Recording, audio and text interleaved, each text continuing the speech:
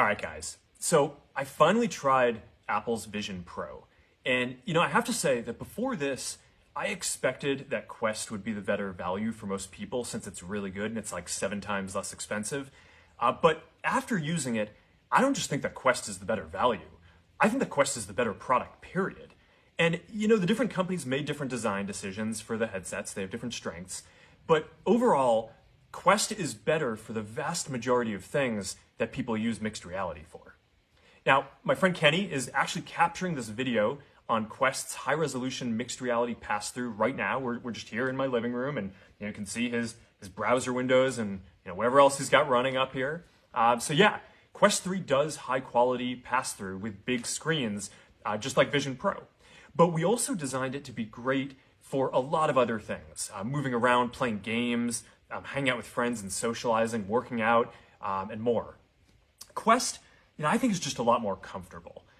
We designed it to weigh 120 grams less, which makes a really big difference on your face. There's no wires that get in the way when you move around. It's a big deal. Our field of view is wider, and I found our screen to be brighter also. I also noticed that Apple's headset has this motion blur as you move around, which Quest is just a lot crisper. Now, Apple's screen does have a higher resolution, and that's really nice. But I was surprised by how many trade-offs they had to make to the quality of the device and the comfort and ergonomics and other aspects of the display and artifacts in order to get to that. Now, for input, Quest supports precision controllers that are great for games.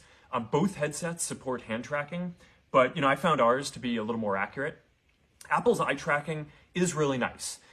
We actually had those sensors back in Quest Pro. We took them out for Quest 3, and we're going to bring them back in the future. It's a nice interface. It's not perfect for everything, though. For typing or complex tasks, you're going to want things like hands or a keyboard or controllers or eventually a neural interface for those kind of inputs. Quest's immersive content library is a lot deeper. We've been working with studios building virtual and mixed reality games and other content for a long time now. And if you want to watch YouTube or play Xbox on a big screen anywhere you go, that's only available on Quest for now. So, when I look around, it seems like there are a lot of people who just assumed that Vision Pro would be higher quality because it's Apple and it costs $3,000 more. But, honestly, I'm pretty surprised that Quest is so much better for the vast majority of things that people use these headsets for with that price differential. Now, look, I know that, some fanboys get upset whenever anyone dares to question if Apple's going to be the leader in a new category. But the reality is that every generation of computing has an open and a closed model. And yeah, in mobile, Apple's closed model won. But it's not always that way. If you go back to the PC era, Microsoft's open model was the winner.